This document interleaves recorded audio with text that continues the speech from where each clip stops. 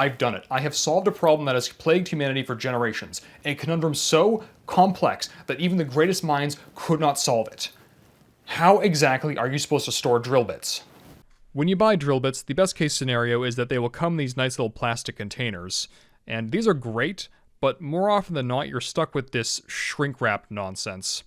Other times you may end up with this Burbox type situation, which isn't really that useful in my opinion, especially when you bend one of those little plastic tabs off. But if you order from a place like McMaster-Carr, you'll usually end up with a oversized plastic bag with a bunch of drill bits kind of loosely floating in it.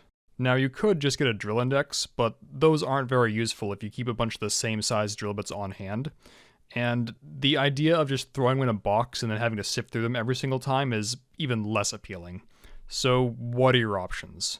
Well, obviously those cases are the best option of the bunch, but no matter how hard I've looked, I have never been able to find them for sale. And even if I did, it's kind of a moot point because they're only useful for a certain size range of drill bits. If you have one that's larger, you're out of luck. But I have the solution. Tubes.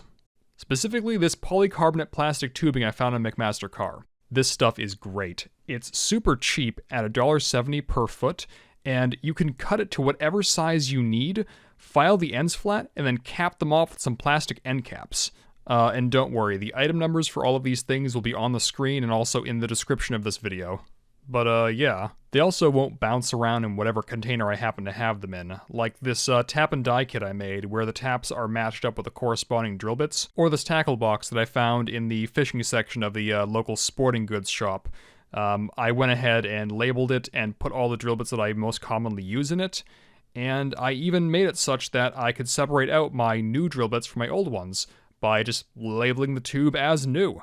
Now my drill bits are no longer a huddled mass of chaos and anarchy, and you too now have the knowledge to bring a similar degree of order into your life.